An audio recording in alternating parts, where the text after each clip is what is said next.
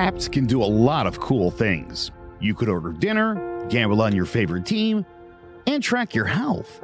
You could even get a mortgage. One click and you can be approved. I'm not sure by who or what country they're in. You deserve more from the mortgage industry. At AnyMac Home Mortgage, we believe in the need for live human interaction during a very complex process. The kind of service and guidance which an app simply can't provide. Our customers are more than credit scores and income documents. They're individuals and families who live in and strengthen our communities. Their story is our story, and that story begins in a home. Chris Sawyer is an expert on providing superior customer service and in meeting the mortgage needs of current and future homebuyers. With over 18 years of experience in the industry, Chris is able to help customers migrate through the home buying and home financing process by using his wealth of knowledge as a well-qualified mortgage professional. And best of all, Chris is located in Cromwell, Connecticut, where he has helped hundreds of clients in Connecticut, Massachusetts, and Rhode Island make their dreams of homeownership a reality. Visit chrissawyer.any-mac.com. Email him at csawyer@any-mac.com or give him a call, 860-878-8730. Chris Sawyer, NMLS number 39345, corporate NMLS number 338923. AnyMac Home Mortgage is an equal housing lender. American Neighborhood Mortgage Acceptance Company, LLC. DBA AnyMac Home Mortgage. Lo-Fi Direct. Connecticut First Mortgage Correspondent. License lender. Broker number ML 338923. Massachusetts Mortgage Lender and Mortgage Broker License number MC 338923. Rhode Island License Lender. License number 201128110L. Call for additional details. Welcome to Sports Talk with R&J. I'm Steve Risser, along here with Justin D'Onofrio. And last night was another great game at the Garden. The Knicks came back to beat the Pacers 121-117. Jalen Brunson was outstanding with 43 points, and it was tied late. And guess who came up big? Dante DiVincenzo with another big three. The Nova guys, and then Josh Hart with 24. The Nova Knicks win another one. They go up 1-0 on the Pacers in the series. And it was an interesting game. Interesting call at the end with the kickball. It was not a kickball, I'll admit that. But then they had the illegal screen, which I think was an illegal screen because they reviewed it at the end of the game. So some controversial calls at the end. But all in all, a great night at the Garden, and the Knicks take a 1-0 lead on the Pacers. Knicks got fortunate there with the kickball, because that would have been a breakaway dunk for the Pacers. Yeah. The illegal screen. In that, that's an illegal screen, but it's like the UConn-Iowa game. You can't call in that spot, though. They caught the break there. But the Knicks fortunate to get out of there with the win. Jalen Brunson last night, unbelievable again, another 43 points. I think he's the first player since Michael Jordan to have 4 straight 40-point games in the playoffs. It's only him, Jordan, and Jerry West. That's the only 3 that have ever done in the playoffs. So that's remarkable, but it's tough to keep putting up those type of numbers. The Nova guys, Dante DiVincenzo really played well in the second half. I think 23 of his 25 in the second half. And Josh Hart, again, for a dude that's 6'4", he's just always in the right spot, grabbing rebounds. They just do all the little stuff pretty well. Those are what Tom Thibodeau teams do those are usually what Tom Thibodeau teams do. And, that was big to get out of there last night with the win because, I think when the Knicks have had home court advantage, when they lose the first game of the series, they've never won that series going down 0-1 at home. So big to get that one last night, and then hopefully you can go to Indiana 2-0. Yeah, I mean, and that'll be then that's what we'll get to now. What do the Knicks have to do to go up 2-0 against Indiana? And I think the Nova Knicks have to continue to play the way they are. Jump Brunson, continue the way that he's been playing. Josh Hart and DiVincenzo just keep playing the way they are. Even Anunoby and Hartenstein have played well. But the thing is, they need more out of their bench. Only 3 bench points last night. The reason that game was so close last night wasn't because of the Pacers starters. It was because of their bench. The Pacers bench outscored the Knicks bench 46-3. The Knicks need to get more out of their bench if they're going to go up 2-0 on Wednesday night. Yeah, absolutely.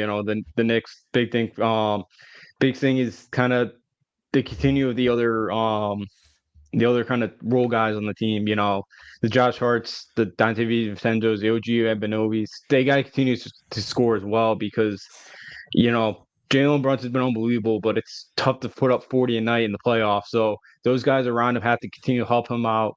Because you're seeing with I know with the Cleveland, but Cleveland's in trouble because Donovan Mitchell's the only guy that can really score the basketball for him. So, you need some other guys to step up, and the Knicks need to continue to do that. With the other guys around him, knock down shots because the way you kind of guard Brunson and those other guys are gonna get some open looks and they got to knock them down. Yeah. They have to they have to consistently knock him down, just like they've done though. I mean, Josh Hart in Game 6 with that big three, DiVincenzo last night with that big three. These role players got to continue to hit big shots because they're going to double Brunson late. So those guys have to continue to hit big shots, and that's what they've been doing. They've been hitting those big shots for the Knicks, and that's been a big reason why the Knicks are where they are right now. It's just the way this team has performed, especially at the end of games. They've done a great job being so good at the end of games. But now moving over to the Pacers side of things, what do the Pacers have to do to even the series? I think it's pretty obvious. Tyrese Halliburton's got to score more than 6 points. You're supposed to be the best player on the team, and you score 6 points. I know he's dealing with back spasms. He only averaged 16 in the series against the Bucks. But if Tyrese Halliburton doesn't step up, the Pacers have no chance to win this series if Tyrese Halliburton doesn't step up. They're not going to be winning. They can't rely on their bench to score 46 points every game. Tyrese Halliburton has got to step up. 6 points, that just can't happen. If you want to go, you can't have your best player scoring 6 points if you want to make a deep playoff run. Yeah, absolutely. I'm with you on that one. That's a great point because Halliburton only had 6 points. He only took 6 shots, and when that's their best player, and for them to win the series, he's got to be aggressive. He's got to go to the basket. He's got to get to the line. Maybe in Game 2 we see him and McConnell kind of play more together on the floor because they didn't really. I felt like they didn't play a ton together last night. I feel like those two could, can coexist together on the floor together. So maybe that's an adjustment Rick Carlisle will make. Carlisle will make for tomorrow night. But Tyrese Halliburton, he's a superstar in this league. He had an unbelievable regular season. 20 points, 11 assists. But for Indiana to get past the New York Knicks, he's got to step up, play better, and he's got to get more than 6 points. I know he had 8 assists, but he's got to take more than 6 shots in a game. That's just it's not really. You're the best one on the team. You got to be more aggressive than that. Yeah, if you really, I know back in the old days, the old school point guards, it was your job to get other people involved and get assists. But when you're the best player on an NBA team in 2024, you got to score. You can't score 6 points. You got to score. So he's got to step up for that team. He absolutely has to step up because Miles Turner. You can't rely on Miles Turner to be as good as he's been. He's been a good player all year, but he's up and down. I mean, Siakam was a really good pickup for them. He's been good, but as your best player, 6 points is inexcusable. Yeah, absolutely. Then the way TJ McConnell's been playing, he's been unbelievable. But at some point he's probably gonna cool off. And then Obi Toppin, he was 5 for 7 last night from the floor. Like he's not usually that great of a shooter. So they got the other role guys that really played well last night. And it would have been a huge victory for Indiana if they did get that one because Halliburton only scored 6 points for him. So Halliburton could be more aggressive, kind of be more assertive with the ball and take more shots. And the other guys do kind of continue to play well around them. It's going to be a huge advantage for Indiana because they're going to be tough to stop because they do have a ton of offensive firepower. Oh yeah, they do. They do. And they played the game to their pace last night. That game was played to Indiana's pace. But the difference was the Knicks superstar showed why he was a superstar, and the Pacers superstar didn't. Yeah, absolutely. And I actually want to go back to when you mentioned the Knicks and how good they are, kind of, end the game. And I wonder too if that's because they play all 82 games. They don't believe in the load management stuff, and they just they play so many minutes at this point in the season. They just know how to close out games. Where maybe some of these other teams, the load management, they don't play maybe in a ton of close games. Maybe that's something where they're when they're playing, because all these Knicks guys are playing 40 minutes a game, that they kind of already know how to finish. So I think that's huge for the Knicks. And going back to the Pacers here, the tempo is huge, and the pick up full court press I think is gonna be huge for them because Indians, they've had 11 30 in the other meetings this year against the Knicks. They've now have had 11 quarters where they scored 30 points on the Knicks defense. So they've had success against this Knicks defense this year. So that's going to be a huge key for Indiana and the tempo. They want to get up and down and play their game. Yeah, that's what it's going to be. It's going to be an up and down game. The Knicks want to play a slow down game, and the Pacers want to play an up and down game.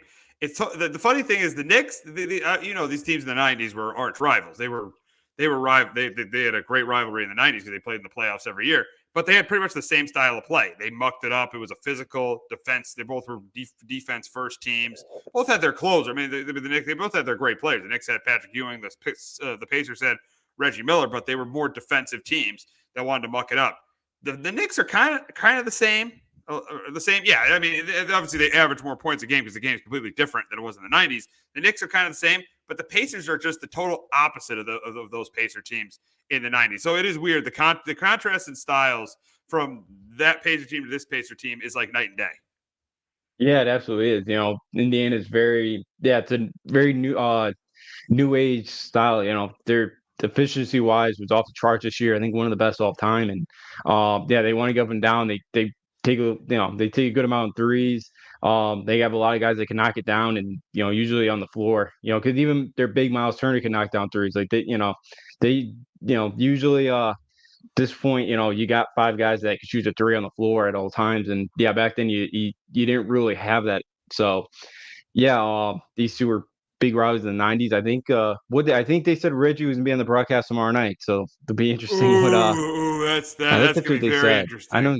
So that is gonna be very very interesting. This was a fun rivalry back there in the '90s. So yeah. Oh, it was a great rivalry in the '90s, but that's gonna be very very interesting to see that Reggie Miller is that Reggie Miller's gonna be on the broadcast. That's gonna be very interesting. Yeah, will be interesting the type of reception he gets when they show him Wednesday night. But it should be a fun rivalry. I wonder if him and Spike Lee will interact maybe at some point. I know that should be fun. That should be fun if they go at it. But yeah, it should be interesting. I'm going to go with Knicks in 6. It's overall prediction of the series. I'm going to go with Knicks in 6 because I trust Jalen Brunson to carry his team more than I trust Tyrese Halliburton. It's that simple. Yeah, I got Knicks. I'll go Knicks in 6 as well. I think Pacers win a couple. But yeah, the way Jalen Brunson's playing, the way the other guys around Brunson have been playing, I do think they find a way to get over Indiana. I do think they're a little bit better than the Pacers. Even though Pacers been a great year for them, and they got a lot of young talent on that roster. So bright future ahead of them. Same thing with the Knicks too. Absolutely. So we will move on to we'll stay in the Eastern Conference, move on to the Cavs and the Celtics. And the Cavs survived the Magic in 7 games. Celtics easily beat the Heat in 5. So for this series, even though the Celtics don't have Porzingis, I do think they're going to be fine. But the big question for the Celtics is Porzingis even going to be a loss in the series? And I'm going to say absolutely not. They still got their 2 best players, Tatum and Brown. Derek White has played really well. I don't think that losing Porzingis is going to be a loss at all. No, I'm with you. I don't think it will be either. Cleveland, they looked, they did not play well in either of the 3 road games against Orlando. Now you got to go to Boston, who, I know they lost 1 playoff game already in Miami, but they went 39-3 at home in the regular season. So I mean, the last couple of years in the postseason, they have struggled at home, but they should be able to take care of the Cavs. That's more of a question for the Eastern Conference Finals and the Finals. They should be able to take care of the Cavs at home in this series. They absolutely should. But we thought they'd take care of the Heat at home, and they had that one stinker. I know the Heat did not miss a shot that night, but again, this series should not go more than 5 games. Because you got to think about it. For the Celtics, we both take the Knicks. So you say the Knicks win in 6 games. 6-7 games. The Celtics finished this thing in 5. The Knicks don't have depth, so they just played 2 straight kind of long fought series. Celtics are pretty rested. Celtics already got a huge advantage going in. It's gonna help out Boston if they kind of go in that series, very well rested. So, but I don't know if you heard the Bucks season-ending press conference, just because Giannis is doing the same thing with Porzingis. Giannis said he wasn't even close. I know the Bucks were saying, "Oh yeah, he was getting closer." So the Bucks kind of lied about the injury report. So that's not great news for Porzingis. So he might be out longer than, he might not be back to the finals maybe. Yeah, I wouldn't be surprised if he doesn't play against the Knicks or the Pacers in the conference. I mean, I know we're kind of pushing the Celtics ahead, but they just have been so good all year, and they got so many weapons. I mean, you got Drew Holiday, you got Jason Tatum, you got Jaylen Brown. I mean, you definitely should be the favorite in this series, and I think the Celtics are going to win this series, and I think they're going to win easily. But going to the Cavs, what do they need to do to make this a series? What do the Cavs need to do? And obviously, Donovan Mitchell's got to be even better than he was against the Magic, especially from 3-point range. I know he was great against the Magic, but he's got to be even better. And guys like Garland and Mobley got to step up. These are first-round picks. These guys got to step up, and if they don't, this is going to be a gentleman's sweep. Yeah, they absolutely should. And yeah, it's the guys around Donovan Mitchell got to play better. Because Friday night, the Cavs scored 96 points on the road. Donovan Mitchell had 50 of those. You couldn't, the rest of the team couldn't even break, 100, they couldn't even break 100 points when Donovan gave you 50. So I think that's a bad sign for Cleveland. They need the Evan Mobley of the world. They need, Strus to play well, Garland. It'd be nice if they could get Jared Allen back because he's a guy that averaged 16 and 10. And is a good defender as well down low in the block. So, that it'd be huge for the other guys around Donovan Mitchell because he needs help. And, they're going to need a lot of it against a Boston team that could really score the basketball. Tatum, Jaylen Brown, Derek White's been unbelievable so far in the playoffs. So Cleveland needs other guys around Donovan Mitchell to step up, play well.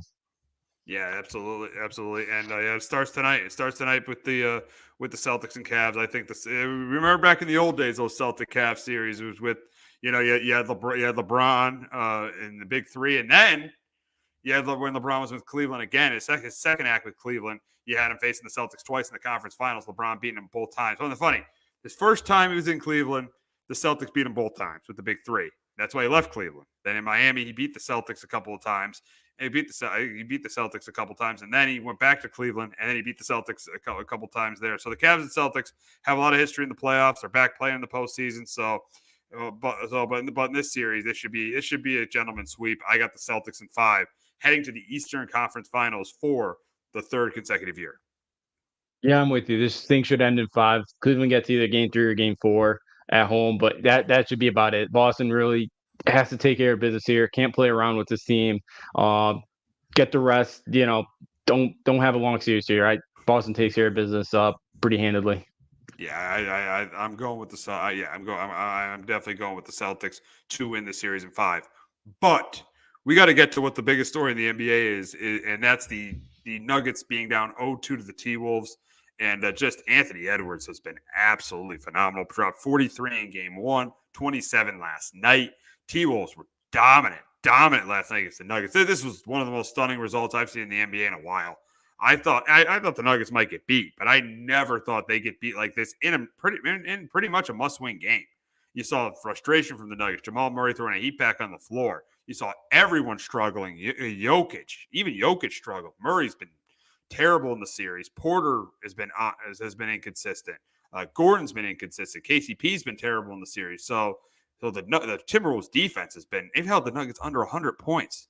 When's the last time the Nuggets have been held under 100 in a playoff? I mean, in the last 2 years, have the Nuggets ever been held under 100? I don't think so. But the T-Wolves defense has been phenomenal. Anthony Edwards has been phenomenal. But the big question is right now for the Nuggets, what do they got to do to get back in the series? And pretty much everyone's got to step up.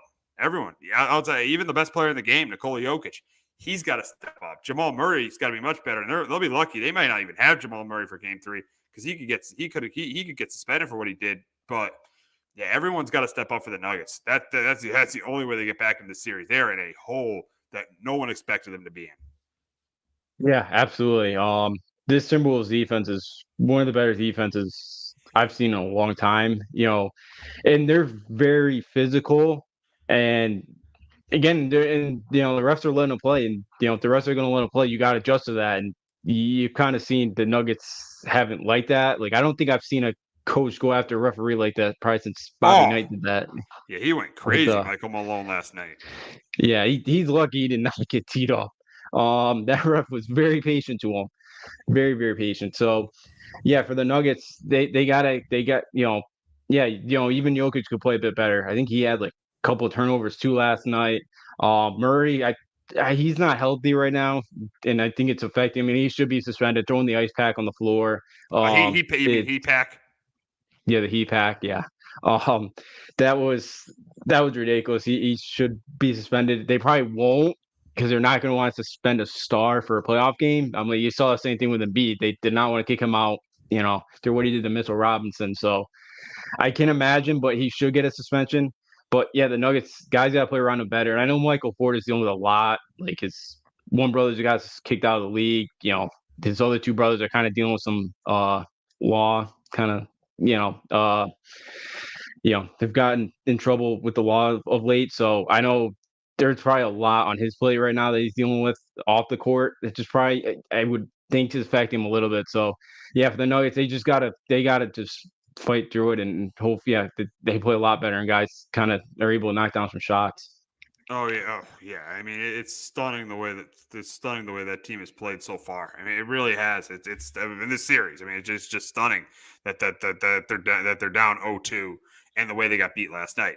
But now going to the Timberwolves side of it, and they've been outstanding this series. What do they have to do to go back up to put the series away? What do the Timberwolves got to do to put the series away? And I think if Ant-Man just continue to play the way they are, Cats continue to play how he is, and then the defense just continue to be stingy. If that happens, the T-Wolves will be on their way to their first conference final in 20 years since they had Kevin Garnett and they played the Lakers in the conference finals in 2004.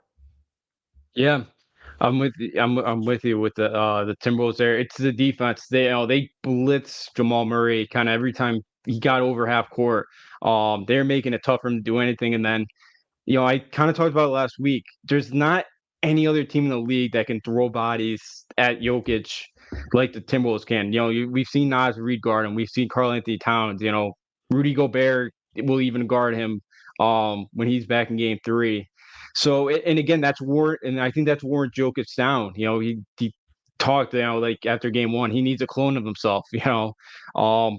Right now with the way that the Timberwolves have been guarding him and the physicality, and it's kind of wearing him down, which has been huge. So yeah, the Timberwolves defense just continued, and then they forced the turnovers. They got 19 points off of 16 turnovers last night, so they're doing a really good job in that area as well. So it's the defense. If they continue to play like they have, Denver is going to continue to be in fits. Oh yeah, they definitely will. Now the big question is with the Timberwolves and Anthony Edwards is, if they win it all, say the Timberwolves win the championship, is Anthony Edwards the best player in the league? If the T-Wolves win the championship, would you say Anthony Edwards is the best player in the NBA if they end up winning it all? And I'm going to say yes, because right now, who's better than him? Really, Jokic, Giannis, and Luka. That's who's better than him right now. But if they go on to win it all this year, I'm going to say yes. I'm still gonna say Jokic. I'll put Ant-Man number 2. I think Jokic is so unique at what he can do. I know this series he has not been great, but like there's just not another team that could throw bodies at him like the Timberwolves have, and it's wearing him down. The dude's 7 or 6'11", 284. Like it's gonna happen. And he just hasn't had any help because you can after Jokic, because Murray's not hurt.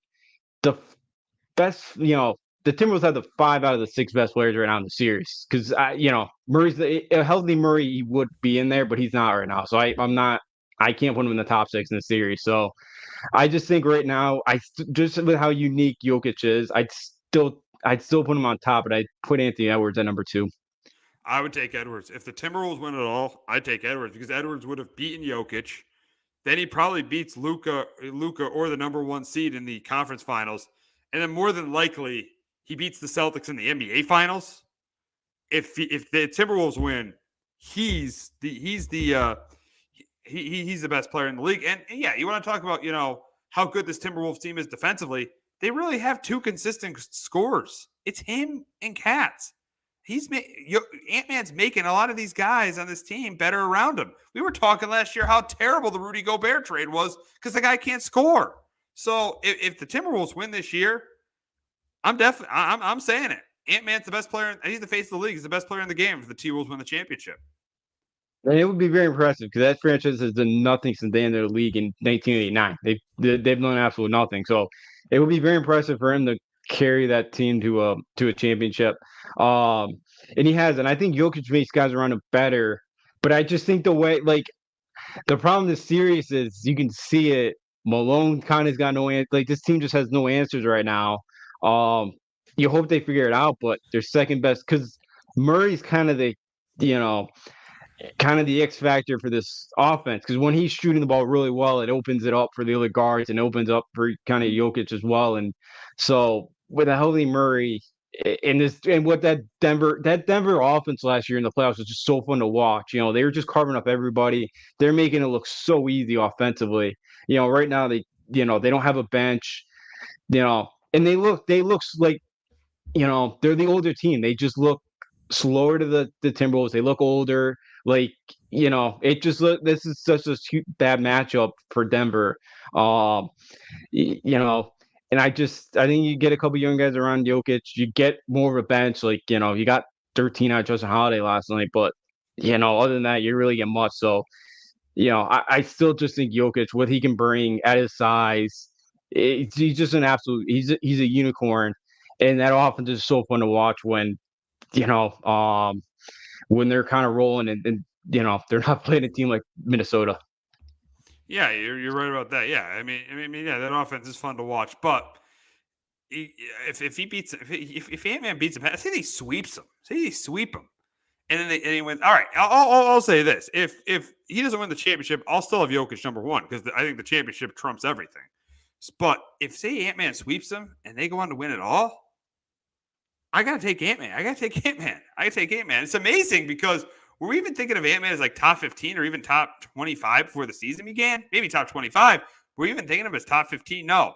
Funny thing about Ant-Man, though, is he's elevated from a player who we thought was a top 10 player going into the playoffs, now to clearly a top 5 player, now to in discussion of being the best player. It's crazy how Ant-Man has, how this postseason has really enhanced his legacy.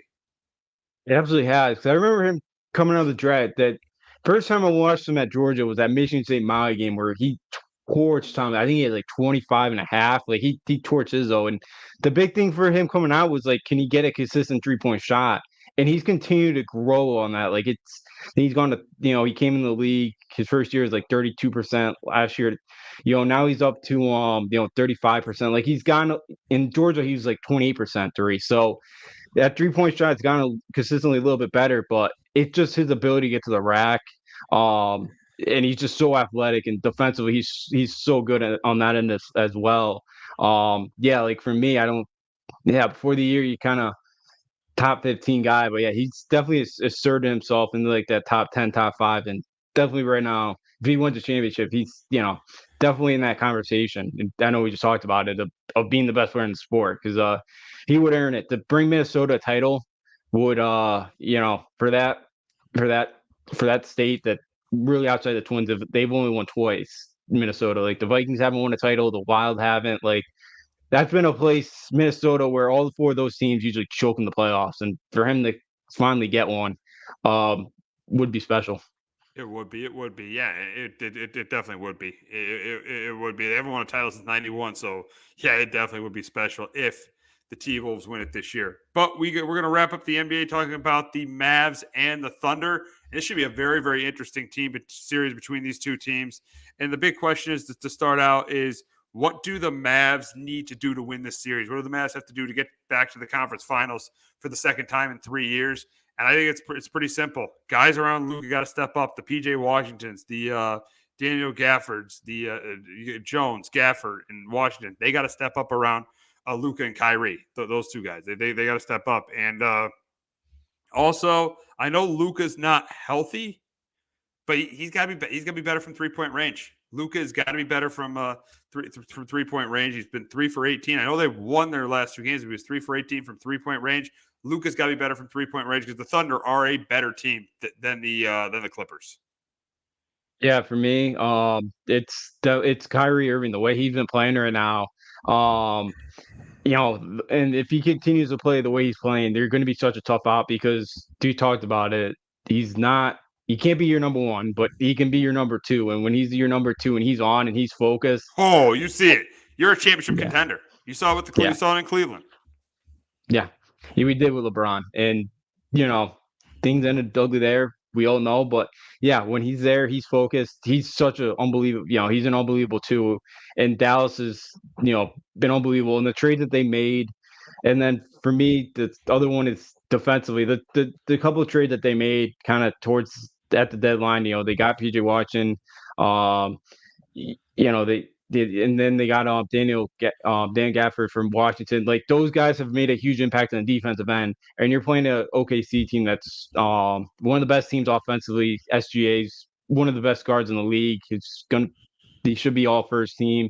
So like defensively for them, you're going to be playing a team that could really get up and down, that could score a lot of points. Their defense got to come ready to play, get some big stops late in fourth quarters to have a chance to have, Kyrie and Luka with the ball kind of in their hands, in the final minute or two with a chance to go win the game, because I trust their defense more than OKC's defense is pretty good too, but the way Dallas' defense is playing, I trust them a little bit more right now than OKC towards the end of the game.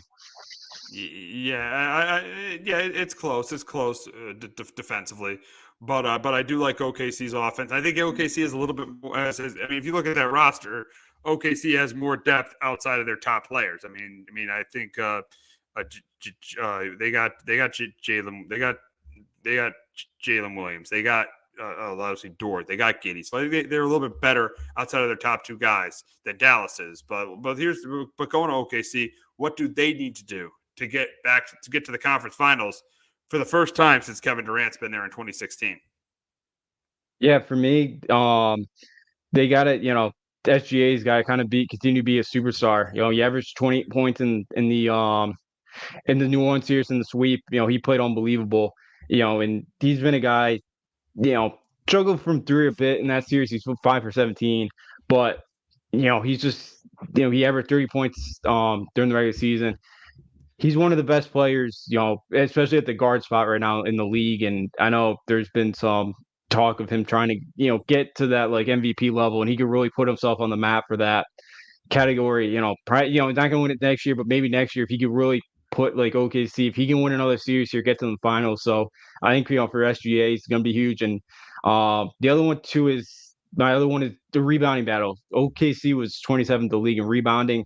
Dallas was 20th, but that Dallas with Gafford, PJ Washington, they got some size. Like OKC's got to kind of control it on the glass. Don't give Dallas some second chance opportunity, especially if they kick it out to Kyrie Irving or Luka Doncic. That turns into 3 points right there, and that could be a huge swing in a game. For me, it's going to be SGA's got to keep being great, and then the guys are and Williams and Holm got to keep being great. And Giddey and Dort got to step up. And I think this is going to be a really competitive series. It's going to be a really close series.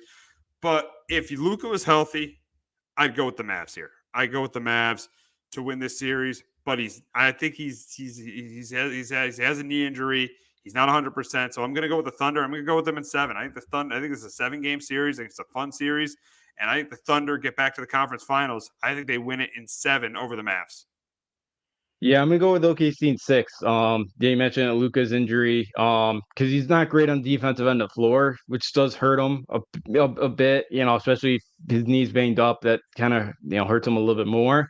But yeah, I do worry a little bit about OKC's inexperience here, in this spot. But especially because they're the 1 seed, kind of the pressure's on them here. But Chet Holmgren's been really good. Jalen Williams. SGA, and I do think OKC has a little bit more talent. I think they do find a way to get back to the Western Conference Finals. Yeah, I think they do too. I think SGA's had a great year. They got really good players with Williams and Holmgren. I think it's a really close competitive series. We got to get the Thunder getting to the Western Conference Finals. But before we wrap up with the NBA completely, we will talk about the Lakers and who their next coach should be. Last week on the air, we pretty much agreed that Darvin Ham should be fired. He was fired on Friday. And who should be the next Lakers head coach? And my choice is Mike Budenholzer. Mike Budenholzer. He had success in Atlanta. He's had success everywhere he's been. He came from San Antonio, had success in Atlanta, had success in Milwaukee. Yeah, he's not a great coach, but let's not forget he's won a championship. And look at the Bucks this year without him.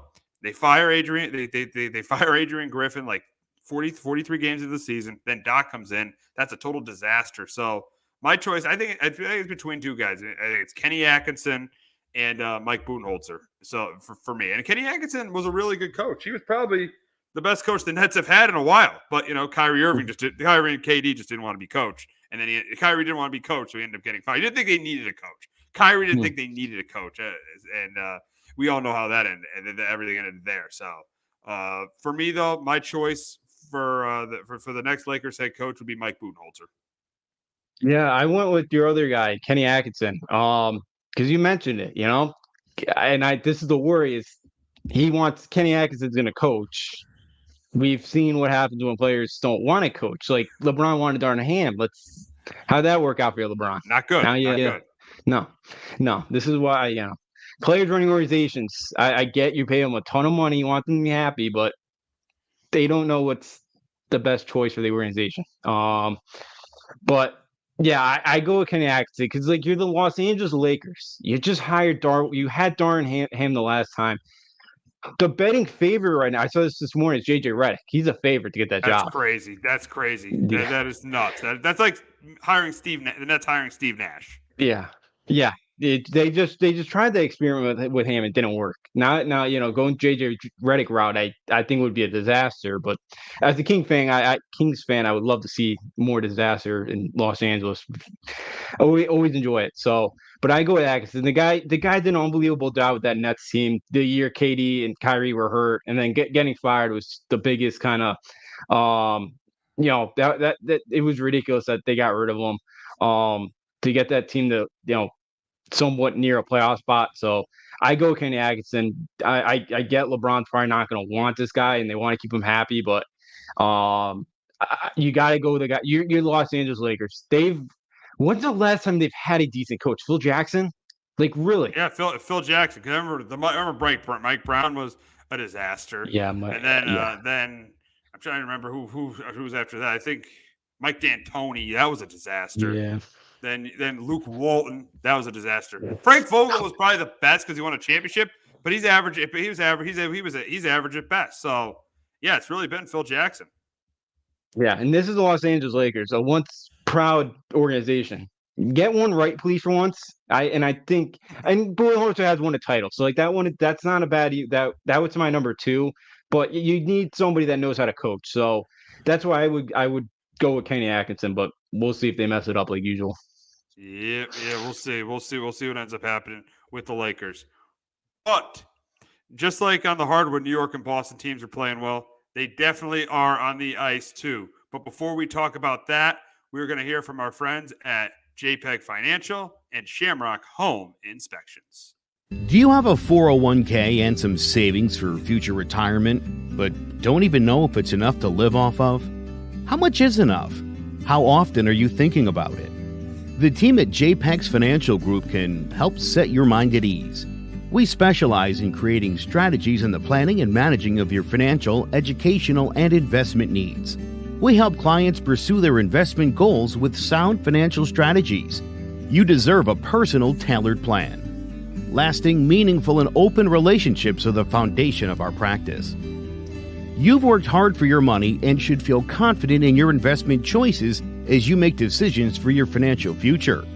Your goals are our goals. We are dedicated to your needs and hopes for your future. Visit our website and give us a call at 860-430-5397. Securities offered through Raymond James Financial Services, Inc., member FINRA, SIPC. Investment advisory services offered through Raymond James Financial Services Advisors, Inc. JPEX Financial Group, LLC is not a registered broker-dealer and is independent of Raymond James Financial Services. JPEX Financial Group is located at 78 Eastern Boulevard, Glastonbury, Connecticut. There's no bigger investment than home ownership. And to make sure the house is up to your standards, you need a professional to look it over. Brian Flanagan from Shamrock Home Inspections is a licensed home inspector and a member of the Connecticut Association of Home Inspectors. Brian was a contractor for over 15 years, so he knows how homes should be constructed and how mechanicals should work. What makes me a good home inspector was the 20 years that I was a home improvement person, doing all the different repairs that I have done and what other people have done wrong that I had to go out and fix. So I have a pretty quick eye on seeing what's right and what's wrong. Before you move, call Shamrock Home Inspections. Before you make the biggest investment of your life, call Brian Flanagan from Shamrock Home Inspections at 860-268-2566 or visit shamrockhomeinspectionct.com. All righty, so the second round of the NHL playoffs is underway, and last night the Bruins had a huge win, 5-1 over the Panthers. Bruins looking to get revenge over the Panthers, over what happened last year when they were the number 1 seed, probably had one of the best seasons ever, and lost in the first round. But the Bruins, who had that huge overtime win against the Maple Leafs on Saturday night, followed it up with a 5-1 win over the Panthers last night. So, Justin, the big question is what do the Bruins got to do on Wednesday night to go up 2-0? For the Bruins, they got to, for them, Jeremy Swayman's got to continue to be just a brick wall in net so far in the postseason. He allowed 1 goal last night on 39 shots, and and for most of that series against Toronto, they really could not get a ton of offense going. A lot of kind of especially towards the end when they got up 3-1, they got they scored 4 goals in one, scored 3 goals, I think in game 1 it was. But last night, when Bobrovsky's been really good so far. Last night he did not play well last night. Boston got him up top. I think during one of the intermission, Bujgras and Kevin Weeks were going over like the positioning of why Bobrovsky, the positioning that he's in. They're kind of talking like you could kind of one of his weak spots up towards the top of the net, towards the post, and Boston really kind of exposed that area last night. So we'll see if Bobrovsky makes any adjustments from that. But and if he can kind of get back to playing what he was against Tampa Bay, there's going to be a lot of 2-1s, very low scoring games. So for Boston, Swayman's got to continue to play just unbelievable like he has so far in this postseason. And what do the Panthers got to do to even this series, to defend Eastern Conference champs? Because I was surprised at home they lost 5-1 last night. Yeah, I will. It was because they got 39. They were in the Boston zone. It felt like most of that game, and they had a lot of opportunities to put pucks in the back of the net. They couldn't do it, but for them, kind of that top line's got to be, their top of the line's got to be better. Barkov, Canuck, Matthew Tkachuk. Those guys got to bring the pressure. They got to put a goal in the back of the net early. I think Wednesday night, get that crowd back into it, because I think for Boston, now that they survived Toronto, now the pressure's off now. So now there's no pressure on them. The pressure's kind of now on Florida. Again, they came back from 3-1, so I think it's still a confident team going against Boston, but you're at home. You don't want to fall down 2-0 now going to Boston. To get that crowd into it Wednesday night, that top line's got to come out with a great shift and try to put one in the back of the net early. Yeah, they got. Yeah. The Panthers want to see those rats on the ice. They want to see the rats on the ice. They definitely do. But yeah, I was just surprised last night. I was surprised that the Bruins were able to win by such a wide margin against a team that upset them last year in the first round. Yeah, I was too, especially coming off the short turnaround. Like they played an OT game Saturday night. The adrenaline, the emotions of winning OT game in Game 7. Now a quick turnaround to a trip down to Florida for a Panther team that's been off for, I think it was a week. Yeah, it was exactly a week. And, kind of felt like in the first period, Florida was maybe a little bit rusty, and they kind of got their leg going in the second period. They got one back, or they got the first goal, and that's when kind of Boston kind of woke up and put a couple in the back of the net to really pull away. But, yeah, I was surprised with Florida last night. They had a lot of good opportunities. They just could not find the back of the net. Swayman made some unbelievable saves, and Boston just kind of found a weak spot in Bobrovsky's game. And, Boston was able to kind of propel, and they had an offensive explosion, which they haven't had since the early part of the Toronto series. Yeah. It's a big win for the Bruins, and they got, game 2 on Wednesday night. It'd be nice for them to get to the Garden up 2-0 this weekend. So, but we will move on to our Rangers, who that was a great game on Sunday against the Hurricanes. And we're in control early, and the Hurricanes came back, and the Rangers ended up winning at 4-3. But the big question is right now, what do our Rangers got to do to go up 2-0? I'll go first. I think the goaltending has still got to be really good with Shesterkin, and this goal scoring. They're so deep though. They're just a really deep team with Zibanejad and with Trocheck and with Kreider and with Lafreniere and with Panarin. It's just a very deep team. It feels like, I mean, you would know better than me, but it feels like the Rangers are probably one of the deepest teams in hockey. They are. It's weird that they struggle with 5-on-5 so much. They were average. I don't watch all 82 games, so but I think, like Jamie VC, getting him back, he's like a fourth liner. He put up 26 points this year. Trocheck's been really good, but I think for them it's the special teams. I think they were number one in the power play percentage wise. And you saw the power play scored 2 goals literally immediately on Sunday. So yeah, I think that they are pretty deep through the fourth. And I feel like with the Rangers, that hasn't always been the case. Like I feel like they always have kind of good 2 to 3 lines. Sometimes maybe that fourth line isn't great offensively, but like Jimmy VC's been on that line. So in the couple and like Capo I thought was better this year, and Lafayette, like, and I think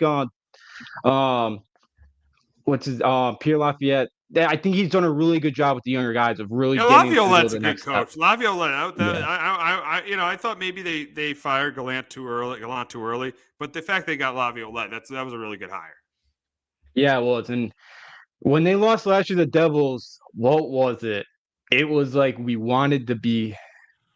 It was they called out Gerard Gallant last year in the postseason, kind of end of season. So that was kind of, and you saw in that series too. I feel like they quit, like especially Game 7. That was just one of the flattest performances I've ever seen from them in a spot like that. So yeah, I felt maybe they did too, but it really feels like he's been a huge part. I think what Lafayette has really taken that next step. I know Capo's. I think he played about 60 games, but I thought even he was a little bit better, and they got a lot out of him this year. So, I think Lafayette's got a huge kind of part of the growth and kind of the depth of the younger guys this year.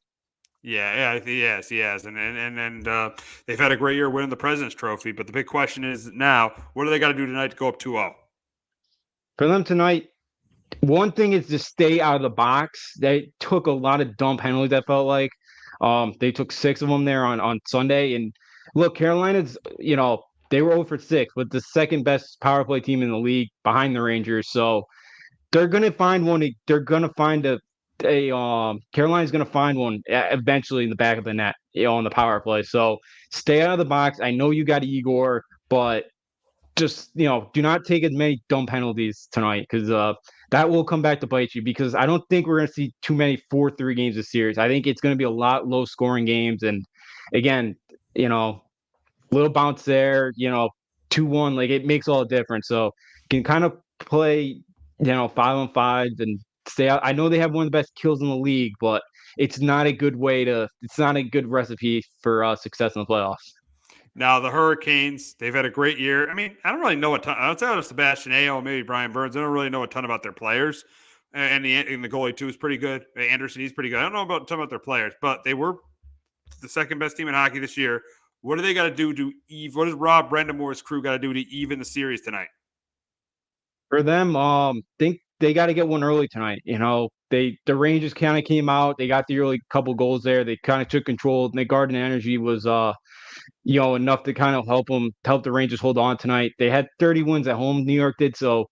And for Carolina, they've really struggled on the road in the playoffs. Like, this has been kind of their kryptonite the last couple of years. And to win the series, they're going to have to win one in New York. So if you can get an early lead in this series, I think it's going to be huge. And, for the Canes. So for Carolina, the other one too is Frederik Andersen. I thought he was very shaky on Sunday. He's got to play better, because we talked about it. Gave up a lot of goals early. He gave like 3 goals in the first period.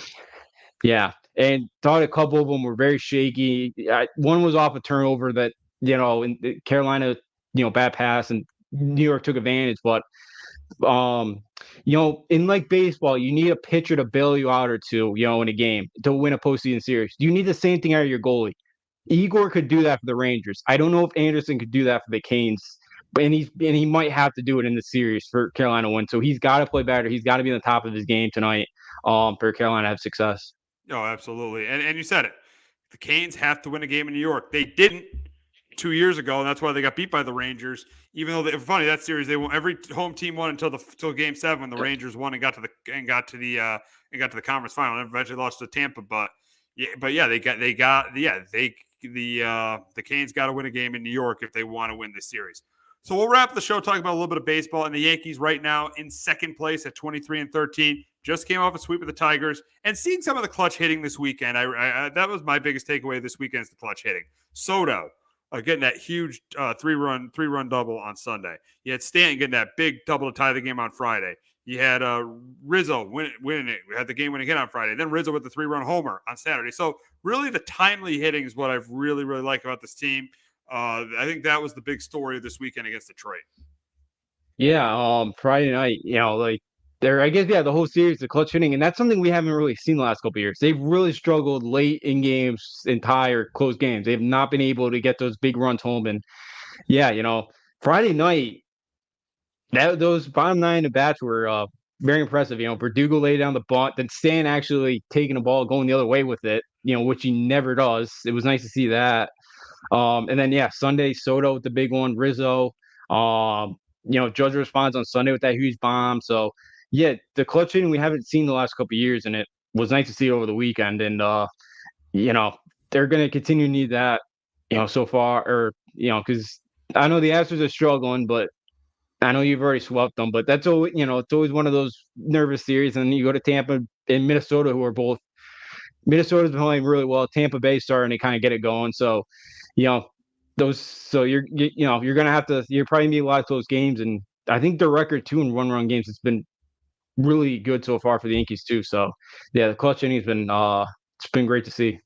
It has been, and obviously the bullpen has been outstanding. Best, I think it says one of the top ERAs in the game, and then you have the starting pitching, which has been pretty decent. Everybody's pitching under 4. ERAs are under 4, even though they're not getting a lot of length from the starting pitchers. They are pitching the ERA under 4, so you like to see that. But speaking of the Astros, the Yankees welcome the Houston Astros into the Bronx after they swept them in the first series of the year. And the Astros really struggling right now, 12-22. Joe Espada having a very, very rough year in his first year of manager of that team. So, but I'd say for this series, I think tonight's going to be a tough one with Heel against Verlander. Very winnable game, but I do think the Astros grab that one. But I definitely do think the Yankees win the other 2 games. I think Rodon wins on tomorrow night, and then on Thursday night, I think they beat the Astros and win the series. I think my prediction is Yankees take 2 out of 3 from the Houston Astros. Yeah, I'm with you. They take 2 out of 3. Tonight's gonna be a tough one. They usually struggle against Verlander, and tomorrow, I think Houston got one of the worst pitchers in the league right now, Spencer Arrighetti. He's 0-3 with an 8 ERA. So that's a guy you should hit hard and get him out of the game early. So the Yankees should take 2 out of 3, and to get out of this homestand 5-1 is you'll take that all day, every day of the week, and because Tampa Bay's been a house of horrors for them. I know they've played Minnesota very well, but they've been on fire. So it'd be nice to get out of here with a nice 5-1 homestand. They should take 2 out of 3. Yeah, this is a home. This is a series that the way Houston's playing right now. I know they've got a chance to come back. They do. I wouldn't be. I don't think they're going to be this bad all year long. I think they're going to get hot, and they're going to.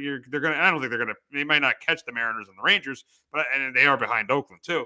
But I do think that I do think they'll get hot and they'll finish. They'll maybe. I don't know if they'll threaten the 2 teams ahead of them, but I think they'll eventually get hot. They're not going to be this bad all year long. But in this series, the Yankees should win. They should take 2 out of 3 here against a Houston team that's really struggling. Yeah, they have. To be 4 back of Oakland, even though Oakland's been nice surprise. They glad to see that team's fighting, and not as bad as everybody thought. Not the White Sox they put up 20 runs the other night against the Marlins. Another terrible team. The Marlins are awful. They just traded one of their best players. They traded probably their best hitter. Yeah, he did. They've fallen off the cliff after last year was a nice surprise year for them. So, unfortunately for Miami there, but for Houston, you expect them to start getting things better, but like Alex Bregman's not in a contract year.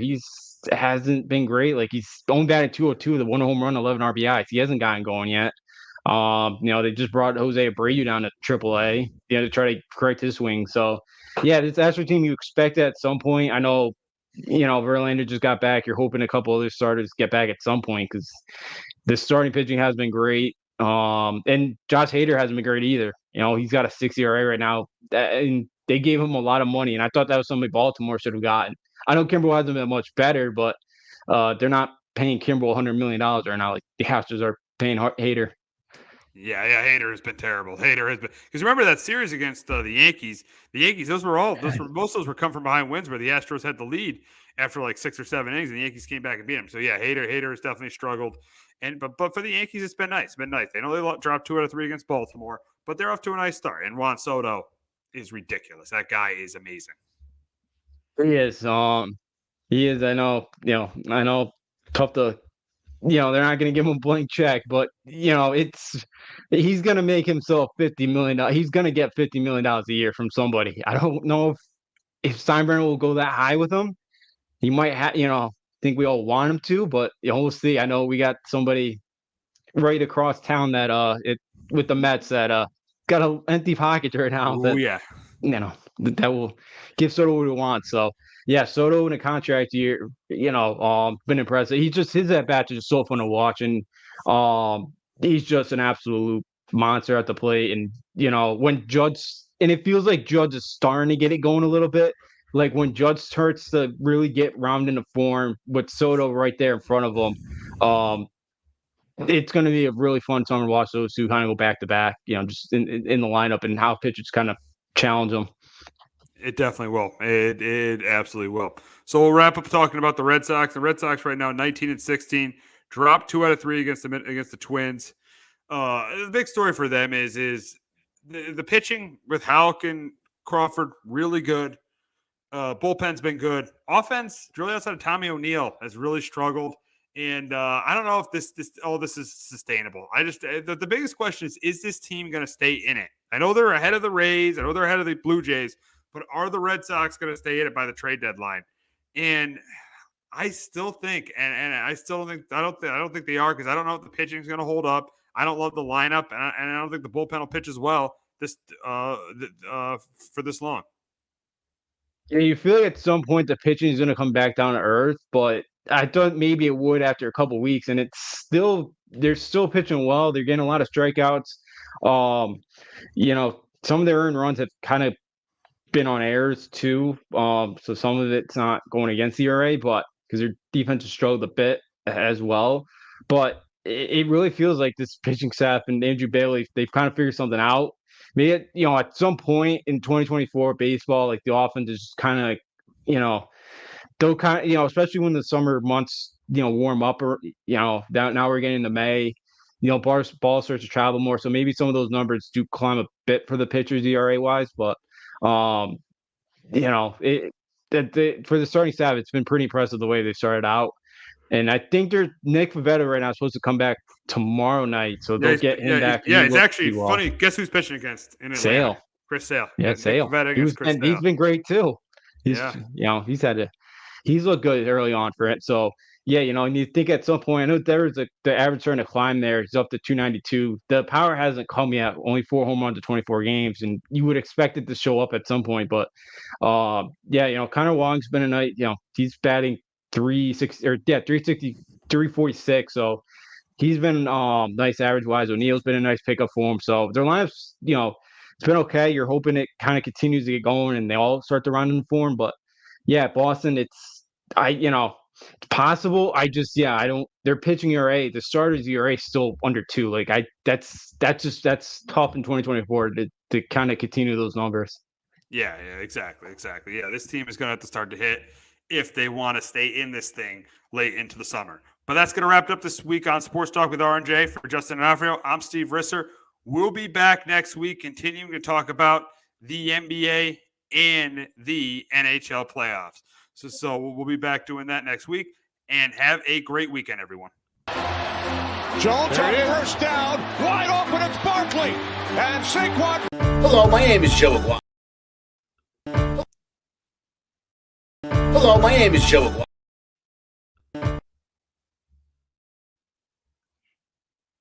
Hello, my name is Joe Aguirre. I'm the president of Clovercrest Media Group, and here at CMG we have a wide variety of podcasts, including sports shows like Keys to the City, The Roll Call, Throwing Jabs, All Four Downs, and Jawing About the G-Men, and great true crime shows like Sticky Week, Crimes and Consequences, Ivy League Murders, and Bird, the unsolved murder of David Eichmann.